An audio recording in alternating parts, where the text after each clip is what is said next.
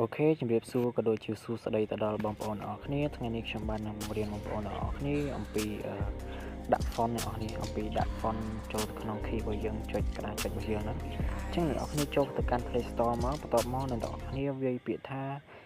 font អ្នកនរគ្នាវាយអក្សរ S ទៅមកអក្សរ O ហើយនិង NT អ្នកនរគ្នា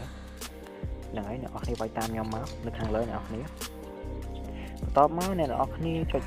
យកកម្មវិធីនៅខាងលើនេះមកហើយទៅមកអ្នកនរគ្នា download វាមកអ្នកនរគ្នា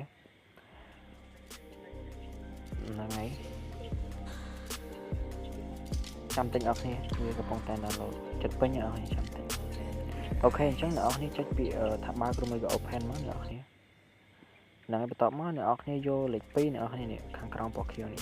បន្ទាប់មកអ្នកនរគ្នា select យកខាងលើហើយនេះគឺជាភាសាដែលយើងចង់ដាក់ font ចឹងខ្ញុំយកប្រទេសអង់គ្លេសហ្នឹងហើយនេះគឺជាអក្សរ font របស់យើងដែលបានតម្លើងខាងមិញអ្នកនរគ្នាអញ្ចឹងខ្ញុំធ្វើរបៀបឲ្យមើលមួយចាំតិចអ្នកនរគ្នាខ្ញុំបោះសាកចូលទៅបង្កើត page លេងអញ្ចឹងនេះគឺជា font ដែលយើងតម្លើងឲ្យមិញអ្នកនរគ្នានេះវាមានរោគស្អាតហ្នឹងអ្នកនរគ្នាអូខេឥឡូវខ្ញុំហៅ font មួយដែលមើលទៅទាក់ទាញ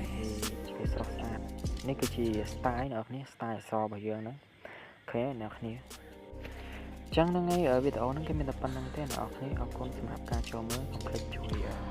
ចុច subscribe ផងដើម្បីទទួលបានវីដេអូថ្មីៗខ្ញុំបាននឹងបង្ហាញវីដេអូថ្មីៗសម្រាប់បងប្អូនអ្នកនរគ្នាអរគុណច្រើនសម្រាប់ការចូលមើល